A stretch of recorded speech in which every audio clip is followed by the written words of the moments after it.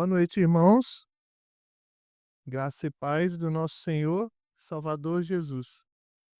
Pastor pede que eu pregue também, tá, irmãos? Para que vocês sintam falta dele, da pregação dele, porque certamente é melhor do que a minha. Mas quero colocar minha alegria de estar aqui com vocês de novo. É muito bom estar com vocês. Muito bom. Eu quero convidar vocês, não vou falar muita coisa não, tá? Vou ser breve.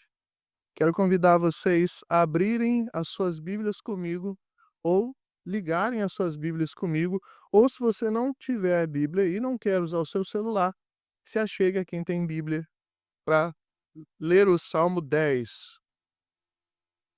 Salmo 10. Salmo de Davi. Eu vou utilizar uma versão, irmãos, que é a versão posterior aí da ARA, que é a NAA, Nova Almeida Atualizada. Vamos lá para a leitura do texto. Por que, Senhor, te conservas longe? Por que te escondes nas horas de angústia? Com arrogância, os ímpios perseguem os pobres, que eles sejam apanhados nas ciladas que armaram. Pois o perverso se gloria da sua própria cobiça. O avarento maldiz o Senhor e blasfema contra ele. Em sua soberba, o perverso não investiga. Tudo o que ele pensa é que Deus não existe. São prósperos os caminhos dele em todo o tempo. Muito acima e longe dele estão os teus juízos. Quanto aos seus adversários, ele a todos trata com desprezo. Pois lá no seu íntimo diz: jamais serei abalado. De geração em geração, nenhum mal sobrevirá a mim, me sobrevirá. A sua boca está cheia de maldição, enganos e opressão. Debaixo da língua ele tem insulto e maldade. Põe-se de tocaia nas aldeias, trucida os inocentes nos lugares ocultos.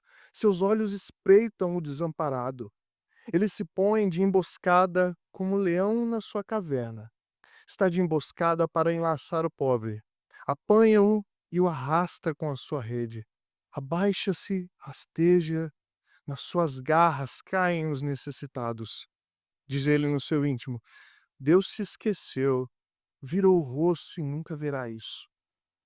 Levanta-te, Senhor. Ó Deus, ergue a tua mão. Não te esqueças dos pobres, porque o ímpio despreza Deus, dizendo no seu íntimo que Deus não lhe pedirá contas. Tu, porém, tens visto isso, porque atentas ao sofrimento e à dor, para que os possas tomar em suas mãos. A ti se entrega o desamparado. Tu tens sido o defensor do órfão. Quebra o braço do perverso e do malvado. Pede contas da sua maldade até que as descubras de todo. O Senhor é Rei eterno. Da sua terra somem as nações. Tens ouvido, Senhor, o desejo dos humildes. Tu lhes firmarás o coração e ouvirás o seu clamor, para fazeres justiça ao órfão e ao oprimido, a fim de que o ser humano, que é da terra, não volte a espalhar o terror. Vamos orar mais uma vez? Senhor, estamos diante da Sua palavra e ela foi exposta aos nossos corações nesse momento.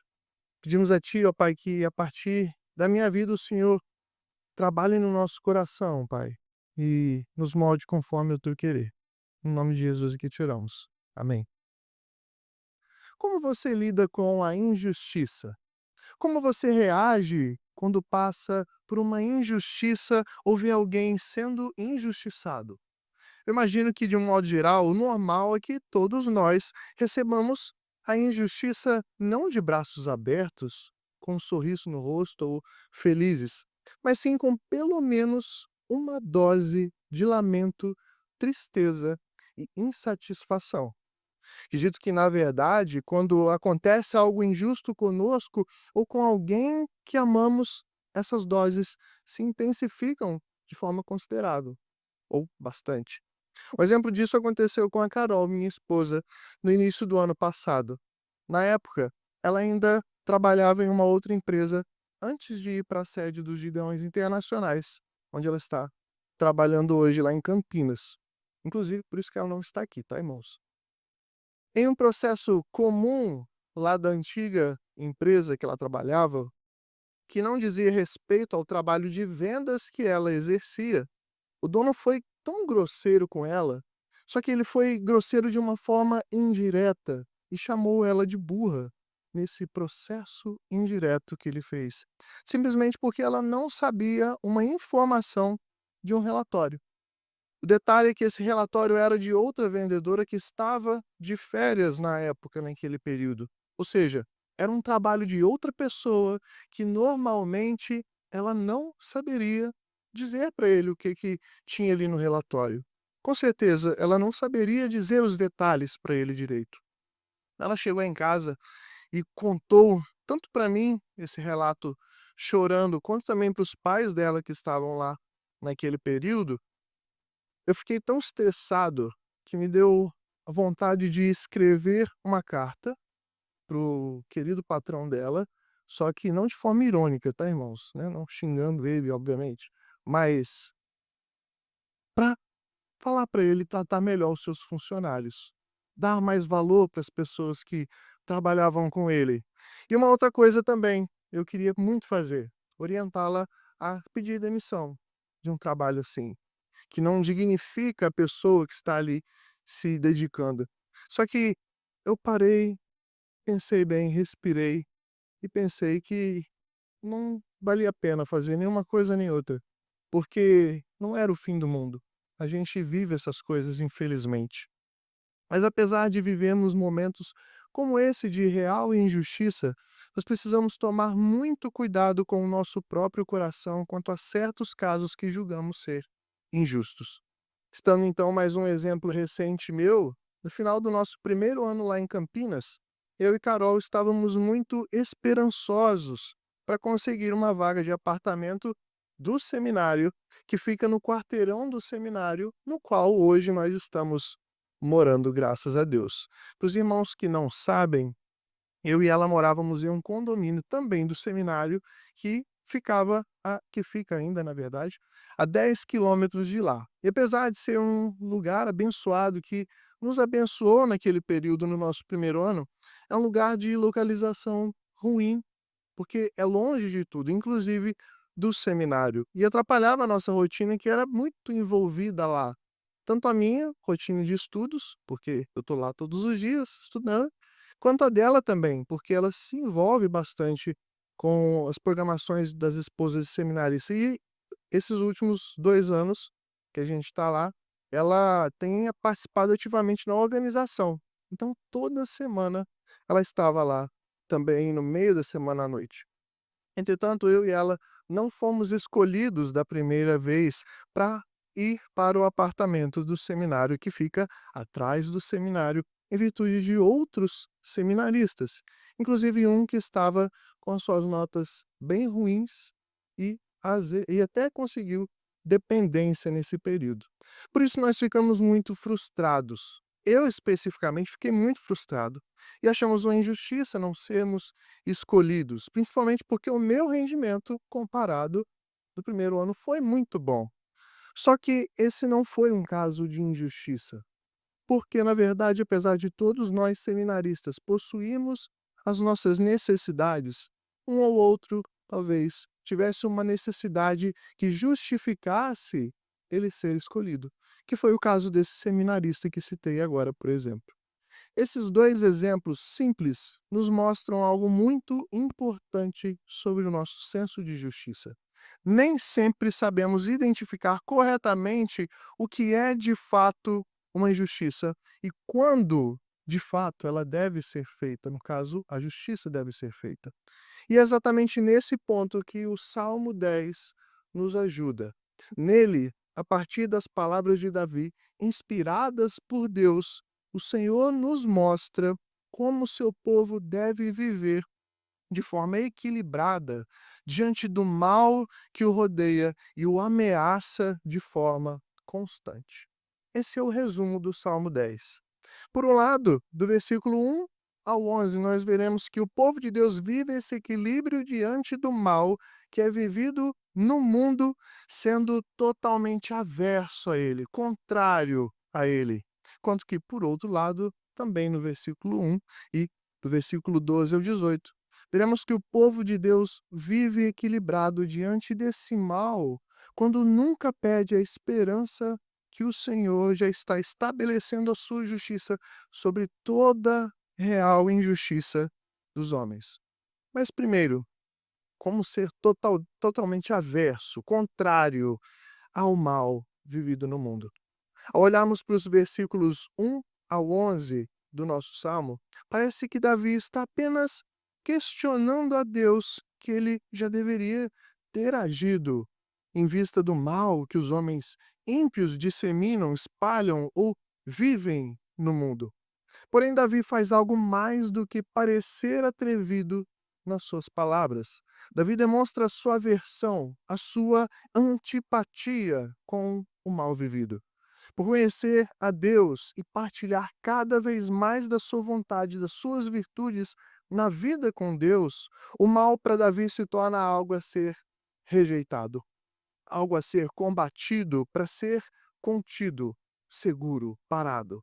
Então, quando diante dos seus olhos o mal parece estar impune, parece reinar, é possível entender por que a sua reação foi de buscar a Deus para entender a razão de tudo isso acontecer. Perceba que Davi não está indignado porque sofreu algum mal contra ele. Pode ser que ele tenha sido alvo de alguma injustiça, sim, mas o ponto é que ele está incomodado com o mal em si, com a injustiça acontecendo no mundo, com os sofrimentos dos outros, com a corrupção do coração humano. Mas o que tanto incomoda Davi nesse salmo? O que tira a paz de Davi nesse texto a princípio? Quais os males ele vê que fazem o seu senso de justiça despertar? O primeiro mal descrito no versículo 2 diz respeito à arrogância dos ímpios que os move a serem maus e perseguidores dos pobres e necessitados. Era algo tão insuportável para Davi enxergar pessoas necessitadas da sua época sofrendo nas mãos dos ímpios que ele desejava que essas pessoas más fossem contidas, justamente corrigidas por Deus a partir das suas próprias maldades. Pessoas que talvez em muitos casos tivessem até a condição de estender a mão para aqueles que precisavam, mas que na verdade preferiam usar as suas mãos para maltratar. A partir do versículo 3, nós vemos outro mal que está relacionado ao orgulho que cada homem pecador carrega em seu coração e como isso o afasta de Deus ao ponto de menosprezar o Senhor. Davi mostra que é característica dos orgulhosos se alegrarem com os seus desejos gananciosos e com o seu amor avarento pelas riquezas e os bens que eles possuem. Seu orgulho se vê tão grande que os pensamentos e as cogitações dessas pessoas nem sequer passam por um momento pela pessoa de Deus. O já falecido teólogo Matthew Henry comenta o seguinte sobre essa soberba e orgulho do ímpio que Davi descreve. Ele diz assim, abre aspas, ele, o ímpio, orgulhosamente afasta os seus pensamentos de Deus e toda a dependência dele e a devoção a ele. O ímpio, cujo orgulho do coração aparece em seu semblante, não investiga nem recebe os seus pensamentos. Deus não está em nenhum dos seus pensamentos, em quaisquer deles. Não há nenhum desejo em direção a ele, nem comunhão com ele, mas um desejo secreto de não ter dependência dele e de não observá-lo. As pessoas ímpias não buscarão a Deus, elas vivem sem oração e isso é o mesmo que viver sem Deus. Fecha aspas do Matthew Henry. Davi ainda descreve, do versículo 8 ao 11, um pouco mais dessa autossuficiência que comenta o Matthew Henry. O orgulho e a soberba dos ímpios fazem com que eles andem totalmente certos de que estão isentos de qualquer ação de Deus, de que ele nada fará, ou que estão acima de qualquer um, ao ponto de que eles continuamente fazem planos para obter vantagens sobre os outros, de forma a prejudicar as pessoas. Assim como Davi ilustra, eles agem como leões em uma emboscada. Mas, como nós veremos daqui a pouco, Davi se engana ao pensar que eles sempre se safam. Acredito que a essa altura nós poderíamos pensar, certo? Mas e o próprio Davi? Ao menos uma vez, no episódio que ele teve com Batseba e Urias, por exemplo, ele se rendeu a maldades como essas também, aproveitando-se do seu poder como rei, planejando o mal contra Urias para matá-lo e achando que se safaria de tudo isso. Seu senso de justiça também não estava muito bem calibrado, porque quando o profeta Natã foi confrontá-lo por sua trama injusta com Batseba e com Urias, Davi se mostrou pronto para fazer justiça aos outros, mas para com ele mesmo, não. Bom, irmãos, realmente, ele se envolveu com essas maldades. Ele caiu, sim. Ele estava pronto para trazer justiça às outras pessoas, mas para ele mesmo, não. Só que tem um ponto importante. Deus o restaurou. Ele se arrependeu do seu mal e vivia uma vida que, por mais falha que fosse, era uma vida de oposição a esse mal, a essas injustiças. Uma vida de arrependimento e busca por mudança, diferente de um ímpio. E isso, irmãos, deve nos trazer tanto alívio quanto também atenção. Tenho certeza que, assim como Davi, assim como eu também, vocês já tiveram ou ainda têm ações e pensamentos muito parecidos com os dos ímpios do Salmo. Pensamentos e decisões que, em vez de rejeitarem o mal, acabam o aceitando mais e mais. Acredito que muitas vezes nós já planejamos e desejamos o mal para alguém, principalmente tendo em vista o nosso benefício e a realização do que a gente quer, do nosso querer, seja no contexto da nossa igreja ou fora da nossa igreja. Como também deixamos de estender as nossas mãos para ajudar, não somente alguém da rua, mas para uma pessoa da nossa família, da nossa própria igreja que realmente necessitava. Mas como nós sempre achávamos que ele ou ela estava fazendo corpo mole, com uma espécie de autodefesa, nós evitamos ajudar. Por vezes até menosprezando com indiferença e com dureza de tratamento. E às vezes, a pessoa às vezes não estava fazendo o corpo mole. Éramos apenas nós mesmos, abraçando a injustiça quando deveríamos rejeitá-la. Imagino que, como eu, vocês já tenham se enchido de orgulho ao ponto de se acharem mais do que os outros. Que talvez já valorizaram demais ou ainda valorizam muito algum bem material, uma pessoa, um cargo, uma conquista de vida, colocando os corações nisso, ao mesmo tempo que nos afastamos de Deus sem nem mesmo notar.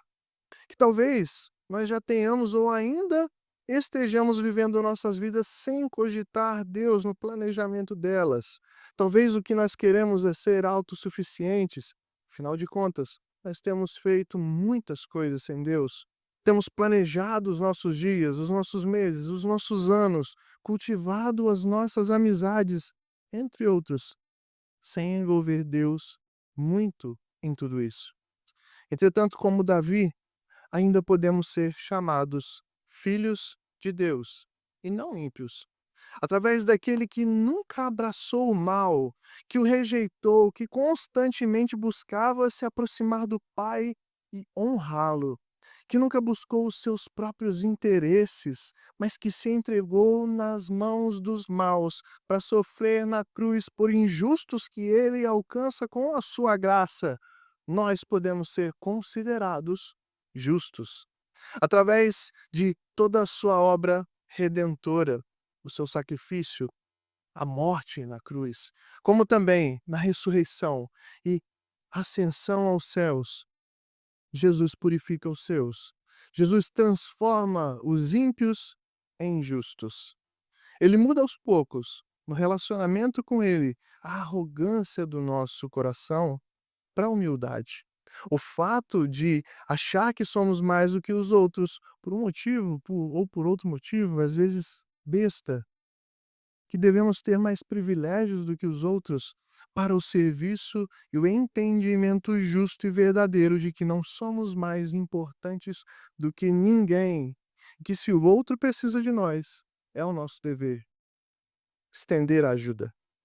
É só em Jesus que podemos entender que não somos nada, que sem Ele não conseguimos viver as nossas vidas, muito menos planejar o que nós vamos fazer.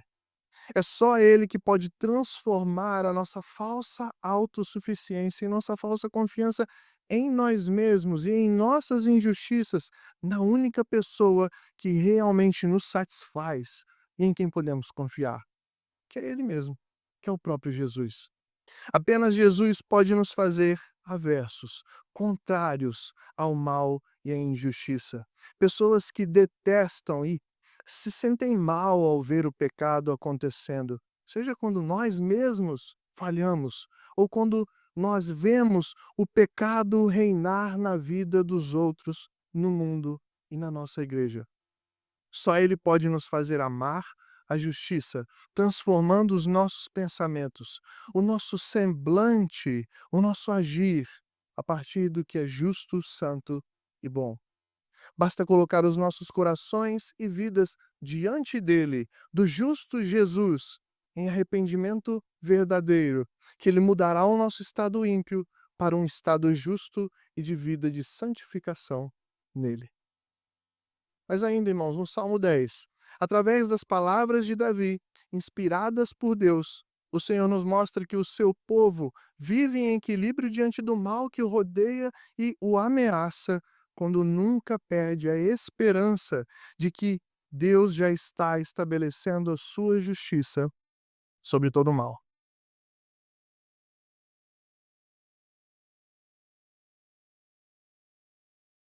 No início, as palavras de Davi no versículo 1 parecem realmente expressões de alguém sem muitas esperanças, ou surpreso com relação a Deus frente ao mal, que parece sempre vencer. Porém, lembremos que Davi conhecia o Senhor. Tanto é que, ao longo do salmo, começando inclusive pelo versículo 1, ele dá indícios disso, como nós vimos. Em sua fala, parece que há um aspecto crescente, que começa em um estado de surpresa, sem muitas esperanças, do versículo 1 ao 11, mas que muda ao longo das reflexões feitas por ele para um estado de esperança e confiança, firmado no que ele já conhecia do seu relacionamento com Deus, como nós podemos ver dos versículos 12 ao 18. Esse estado de esperança e confiança explode, primeiro, no versículo 12, como um brado, um grito de convocação a Deus. Davi sabia muito bem que o Senhor não é alguém indiferente ao que acontece com os homens, e muito menos alguém indiferente que acontece com o seu povo. Por isso, Davi conclama o Senhor pela sua forte mão, pelo seu braço forte, o mesmo braço forte que foi citado muitos anos depois por Maria, mãe de Jesus, em seu cântico, quando ela diz que com o seu braço forte Deus fez desaparecer tanto os soberbos em suas ações e pensamentos, como tronos e reinos malignos também. Davi chama por essa forte mão, por esse braço forte, para que mostre aos ímpios, como ele ensinou no versículo 13, que Deus nunca deu motivos a eles para acharem que ele não pedirá contas do que fazem de mal, de que ele finge não ver o que eles fazem. Na verdade, lembrando das palavras do apóstolo Paulo em sua carta aos Romanos, através da criação, Deus revela a cada um dos seres humanos o seu eterno poder e a sua natureza divina, ou seja, a essência do que ele é, que dentre muitos adjetivos, um deles é ser perfeitamente justo. Diferente do que os ímpios imaginavam, a justiça de Deus começa no aqui e no agora, como Davi destaca a partir do versículo 14. O Senhor vê o sofrimento e a dor dos que são seus. Ele os toma em suas mãos. Ele o ele os envolve em seus braços, ele ouve o desejo dos humildes, ele firma o coração dos seus na verdade e faz justiça a cada um deles, contendo o mal dos perversos. E mesmo que ele contenha os ímpios, não no mesmo momento, mas um dia, ele da sua terra, a terra celeste, que será que inclusive como relata Apocalipse, desse lugar os ímpios sumirão, os ímpios não estarão. E sim, irmãos, há muitos momentos que parece que Deus não está agindo sobre a maldade no mundo. Há muitos momentos que parece que o Senhor virou as costas para as coisas ruins que são vividas aqui no nosso país, quanto aos nossos governantes, aos nossos defensores, como os policiais, juízes, por exemplo. Parece que ele virou o rosto para o que por vezes acontece entre os nossos familiares, com as injustiças que eles praticam entre si e conosco também. Pode até parecer que ele não se importa com certas maldades que acontecem sempre na sua igreja, com as politicagens que são feitas, o desprezo que alguns irmãos mais simples recebem, por exemplo, a autopromoção que alguns irmãos fazem de si mesmos, além de outras corrupções que nós condenamos lá no mundo, mas que nós reproduzimos exatamente ou pior no contexto da igreja, que deveria ser santo. Um contexto que deveria rejeitar essas maldades, essas injustiças, ao invés de abraçá-las. Entretanto, a verdade é que o Senhor não virou o seu rosto para essas coisas. Ele não nos deu motivos para acreditar que ele não tem feito nada neste mundo, nada na sua igreja. De fato, ele tem feito algo que eu acredito ser muito mais ameaçador do que nós podemos imaginar. Ele tem agido sim, direta ou indiretamente, mas em grande parte ele tem observado e escutado. Ele tem visto o sofrimento dos seus, ele tem visto as corrupções, os planos maus, sondado os corações, os pensamentos que são sujos e não glorificam. Ele tem visto os planos organizados pelos corações para se darem bem, assim como o clamor dos seus filhos também. Ele tem visto igrejas se corromperem, se encherem de membros em seu rol que não têm uma vida de santidade e verdadeiro arrependimento, verdadeira conversão, mas sim uma vida de afastamento dele. Ele vê brigas inúteis acontecendo no meio do seu povo e o pecado reinando na vida dos crentes, o orgulho, a amargura consumindo o coração. Enquanto isso, o evangelho é esquecido.